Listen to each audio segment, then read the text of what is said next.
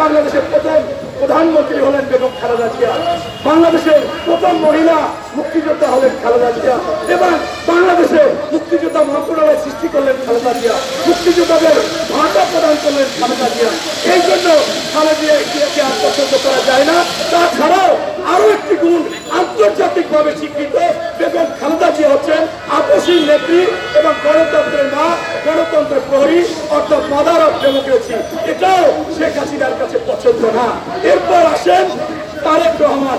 আপনারা জানেন টেকনাফ থেকে তেতুলিয়া, রূপসা থেকে পাতুরিয়া প্রতিটি মানুষের অন্তরে জায়গা করে নিয়েছে এই আগামী রাষ্ট্রনায়ক, দেশনায়ক তারেক রহমান।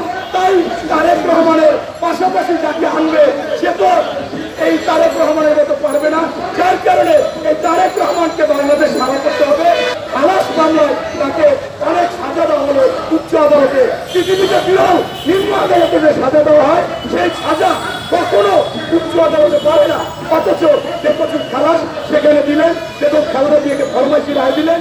তাই আমি বলতে চাচ্ছি আজকে এই সরকারের পতন সুনিশ্চিত এবং পতন হবে ইনশাআল্লাহ। এটা আপনারা দেখেছেন, পরশুদিন রাশেদ খান মিলন বলেছে শেখ হাসিনা পতন হতে পারে কিন্তু বিএনপি ক্ষমতায় আসতে পারবে না। লেজ গুটিয়ে ভারতে পালিয়ে গিয়েছিল, সেই কাজটা করেছিল তৎকালীন মেজর জিয়া। স্বাধীনতার ঘোষণা দিয়েছিলেন, শুধু স্বাধীনতার ঘোষণা না, রণাঙ্গনে থেকে ভারতে একদিনের জন্য না গিয়ে বাংলাদেশে থেকে রণাঙ্গনে থেকে যুদ্ধ করেছিলেন।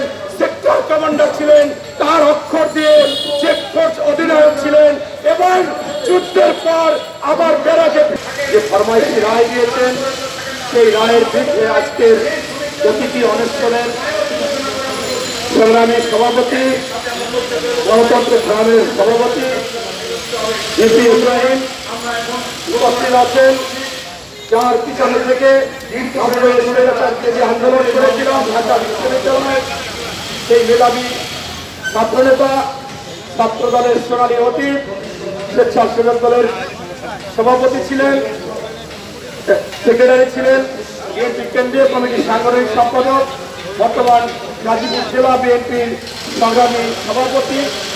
18 সালে তার সাথে দীর্ঘদিন কারাভোগ করেছি সেই ফজলুল মিলন উপস্থিত আছেন, বিএনপি নির্বাহী কমিটির অন্যতম সদস্য, তিনি প্রতিনিয়ত সংগ্রাম করে যাচ্ছেন সেই আবু নাসের মোহাম্মদ রহমতুল্লাহ।